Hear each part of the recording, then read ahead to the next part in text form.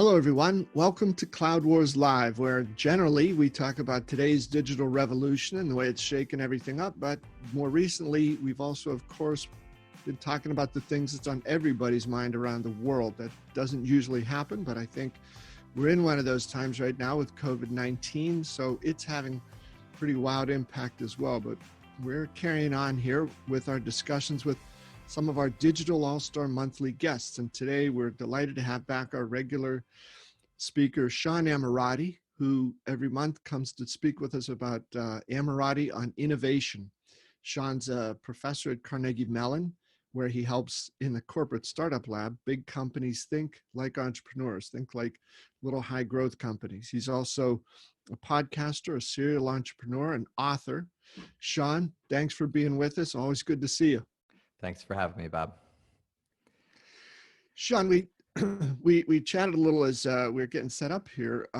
As a venture capitalist and working with some startup companies, you mentioned that the co-CEO thing that is sort of in the air here, most recently with SAP, sometimes comes up among some of your portfolio companies. What's their view on it, and what's your reaction? Yeah, I mean, so certainly not all of them, right? Some of them, there's a clear CEO and clear other people, but sometimes you have, two founders who really started the business together, think of themselves as partners in crime, and they'll come to you kind of with this proposal like, hey, we've been thinking, rather than one of us be in charge, what if we were both in charge together? But there are exceptions to every rule. We did it one time for one season with one company, but in general, I think my reaction is kind of similar to the feedback you provided to SAP, right? Which is like, if to say somebody's in charge, that implies somebody's in charge, not two people are in charge. It sort of implies that nobody's in charge when multiple people are in charge. And I think if you think about the leadership that's been shown over this crisis, I thought you did just a wonderful job talking about Mark's leadership at Salesforce and his sort of remarkable pivot given the both economic and health crisis that we're in the middle of right now. Right, the reality is that's the benefit to one person clearly having the buck stop with him or her. Right, think how much more complicated those pivots would have been if the hospital had called two people and then they had to talk about it and think about it versus the ability for one person to act decisively. And I think, clearly in the case of what Mark did and is doing with Salesforce, make the world a better place, but also allow the company to respond as it needed to so that it can hopefully come out the other side of this stronger from all the other dimensions as well. Sean, since you mentioned that, I can understand in some part that, the Mark Benioff, he was the creator of the idea for Salesforce. In some ways, the creator of the idea for cloud. And he, for 20 years, somebody of my vintage, 20 years is not all that much. Somebody more your age, 20 years is a long time for most. 20 years, 2 decades, that's a lot of time. And he has been in there, full force, high energy, high impact, all in all the time for it. So I almost got a sense a couple years ago, okay, is this in perhaps the beginning of the end of Mark's full-time immersion here? And he's going to move to the next adventure of his life when he named Keith. But for whatever the two things were there, and Keith was a phenomenal high-level executive at Salesforce for a lot of years. So it's no knock on him. But I also remember thinking at the time, you can't, whatever title you put on a person, co-CEO, or make the other person the super CEO, and Mark, it just can't be done sometimes, right? The laws of physics are such that certain bodies draw more mass to them and are just more influential. They have more heft, and no description, no painting, no colors, no titles are going to change that. So from a big company like Salesforce to some of your portfolio companies, right? As you said, there's a reason that a person is in charge. That's right. And I should say, Keith is a CMU alum actually, and has been really great to the university. He created the Block Center here, which is actually a fascinating center on campus looking at a lot of the societal impacts of technology and has been a great supporter. So completely agree, but with all the things you said, and also appreciate the remarkable things he's done for the world as well. But I think if you want, if a person, a founder wants to get to a point where they want to take on the next adventure in their life, they need to do it like Bill Gates has done it, right? Like there's a very big difference between getting out of the way and handing the reins over to somebody else. And that doesn't mean that you have no influence. I suspect Bill Gates has had plenty of influence after making that transition, but really clearly pointing all the energy at somebody else versus this sort of sharing of responsibilities that I think it becomes confusing. And look, the impact of a founder on a company is amazing. It's part of what makes it remarkable to do the job that I get to do every day. Founders are some of the most creative and innovative people, and they have a combination of kind of intellectual courage and comfort being contrarian that makes them pretty remarkable. And so I think it's great to have the founder involved in the business, but I think if you want the founder involved in the business, then the founder needs to be involved in the business making those decisions, not sort of half in half out.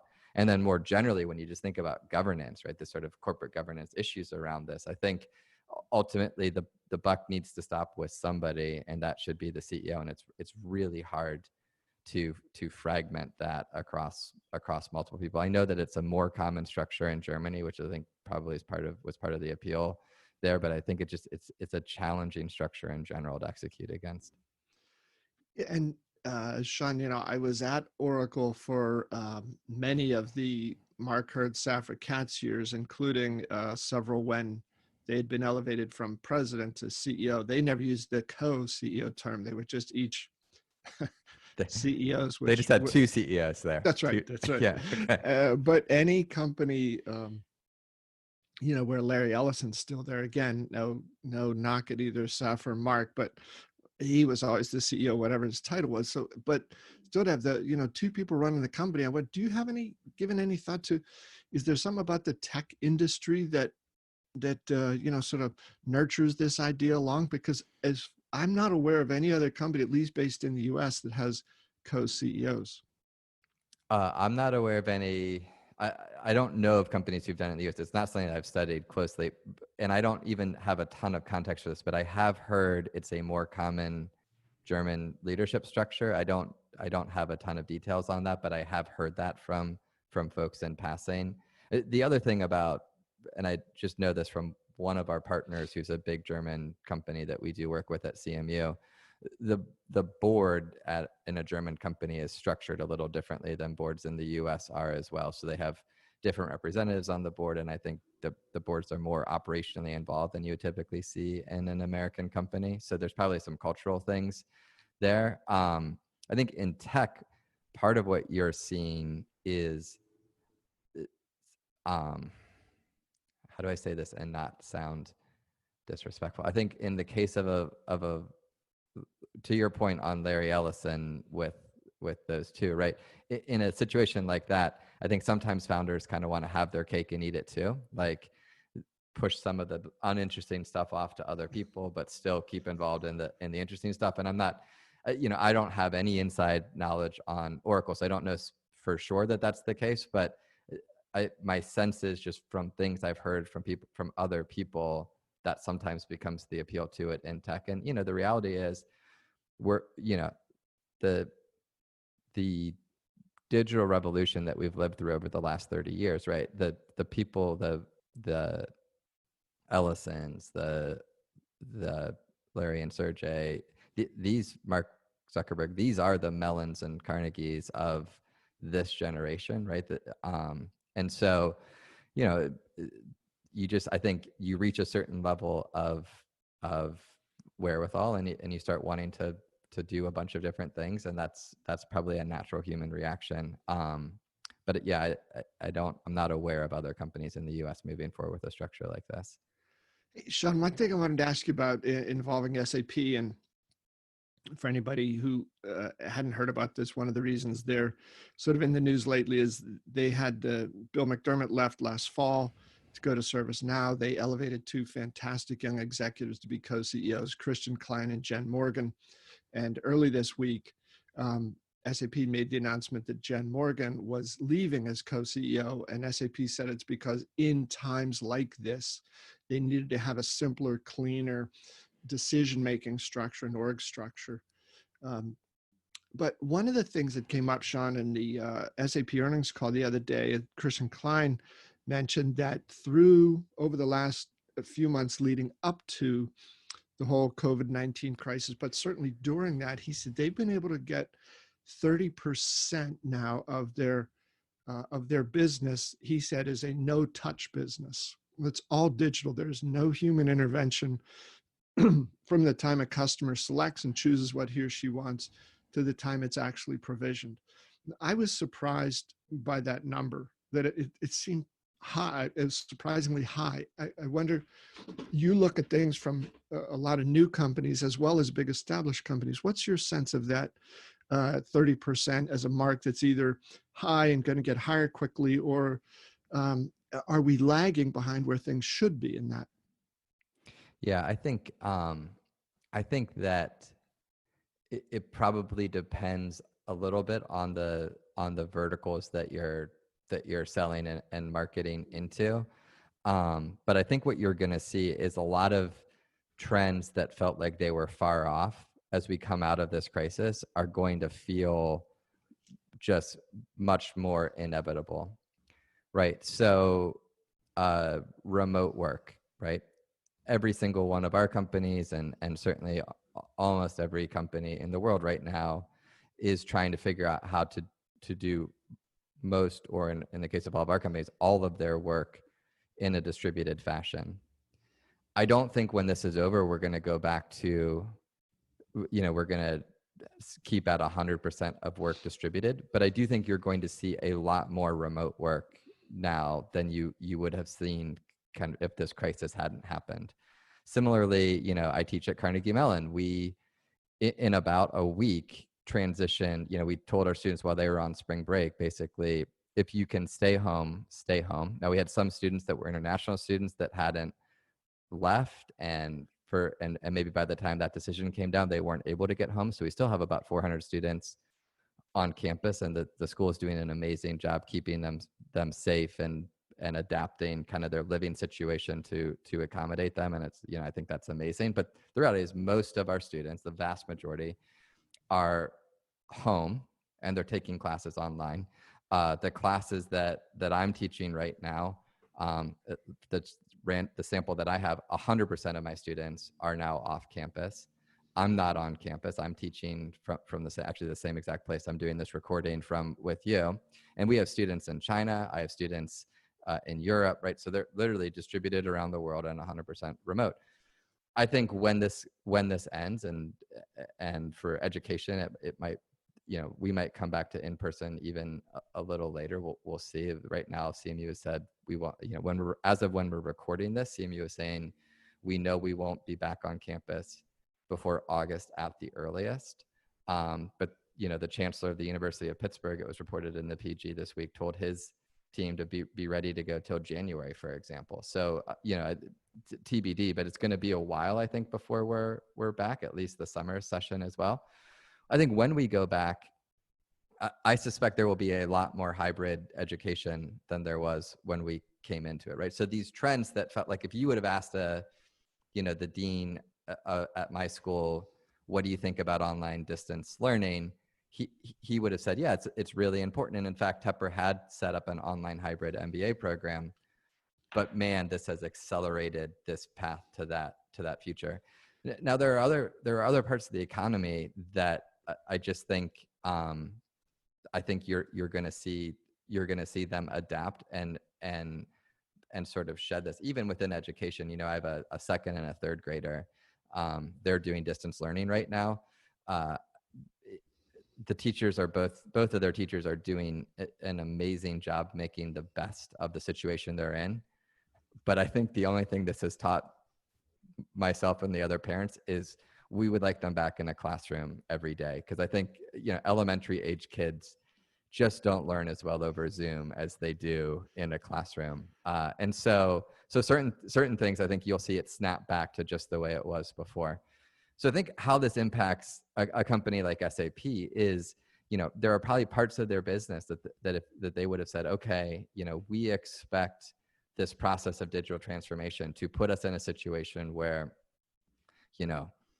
the way this service is delivered and we expect it to be no touch, completely digital 3 years from now. And I think what you're going to see is those forecasts get pulled up dramatically where it makes sense. I mean, just one last example is online grocery delivery, right? So many people told me, oh, I would never get my groceries delivered through a service like that. And lo and behold, as has been said before, a crisis is a terrible thing to waste, right? So lo and behold, this crisis has taught many of them that, hey, I can save an hour or two a week if I Instacart my groceries instead. So we'll see. But my sense is that's what you're seeing there. We're seeing it across our companies. There are businesses that we have investments in that it's pulled up a lot of these things that were further out on the roadmap because of that. And in some cases created real tailwinds for the business. And even in those cases, obviously they would much prefer to not have this crisis going on. And in other parts of the business, we are still like right up against the economic and health challenges. And while health has to be the priority right now, like the economic stuff is right behind it, obviously. Hey, Sean, a couple more things I wanted to check with you on. I like that term of hybrid education. But it's just an interesting approach that I think we're going to see hybrid in a lot of parts of our lives. But in previous episodes, you've had some great insights into the company WeWork and perhaps the misperception that it itself tried to create here, that it's a tech company. It's just like Facebook or Google or somebody, when clear it is. And you said it's a commercial real estate business. So in the commercial real estate field, they were tinkering with some of these new models like Rework and Spire, and they said, okay, we're set. We got some digital going. We're ready for the 21st century. Then this hits. And then a lot of businesses say, we're not going to have everybody come to headquarters anymore. Have you thought some about, what's that going to look like? So the problem for WeWork specifically is, as you peel the onion back, it looks like that situation was even more screwed up than anybody appreciated. So my sense is the only path out for WeWork at this point is to really rip the Band-Aid off, have the equity holders get completely washed out here. As people probably saw who've been following that saga, SoftBank has actually pulled an offer, blaming it on some things that feel a little bit opportunistic, to put it diplomatically. And I think their shareholders are rightly going to take that to the courts, and we'll see where that all nets out. But I think more generally, as we move to this, not completely working remotely, but this sort of, more remote work than ever before, I think you're going to see that be an incredible tailwind for the co-working spaces once they adapt to it. And although WeWork as a business, none of the shareholders may realize the value of that. I think co-working as a trend, is going to really benefit from that, because if you're going to do this sort of hybrid style of work, right, you're going to want to provide these sort of mixed use places for your teams to go to at least part of the time. And I think this is going to be very, very compelling for the commercial real estate space in general. What I'm interested in is, will one of the big commercial real estate companies take this opportunity to basically execute their own Disney Plus strategy here, right? Because they do have assets and balance sheets and are well managed in a way where like many of them could, probably redesign and launch kind of a startup within their entities to do that. And I think that's an incredible opportunity for some of the large established players there, to be determined if any of them ultimately do that, because certainly the core part of their business is going to be damaged pretty dramatically as I think traditional office space looks very different. But, say it again, right? A crisis is a terrible thing to waste. This is an opportunity for them to maybe accelerate into that future together. And speaking of Disney Plus, I don't know if you saw 50 million subscribers now. So they are now a third of Netflix in 2 quarters, right? So remember, like the end of the first quarter, we were all excited about roughly 25 million, 26 million subscribers. They come out with their next quarter results and like, oh yeah, by the way, we almost doubled that again. We're over 50 million. And just to put that in context, obviously it was an earlier time. Obviously, bandwidth proliferation was not as broad as it is today. I think, I wrote a whole book on how entities with product market fit scale. And one of the things we talk a lot about is what I call catalyzing events in that book. I think the COVID crisis was 100% a catalyzing event for the Disney Plus startup. So I get all of that, but just contextually, what Disney Plus did last quarter took Netflix 2 years and 1 quarter, right? I mean, this is the case study for corporate innovation. And actually, going back to this commercial real estate space, don't forget Disney's core business, theme parks. I think it's a poor choice. Would you rather be in the theme park business or in the office space business? They both have challenges right now, right? But I think, credit to the Disney team to have a solution like this that's out there that allows them to have this sort of creating their future instead of being disrupted by the future.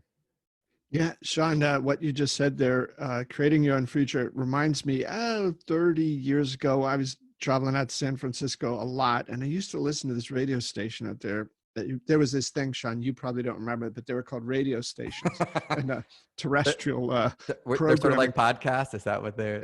Yeah, well, kind of, sort of. Okay. Yeah, but there was this station called K-Fog, great, classic rock music station, but they would have a news program. The guy was kind of half serious.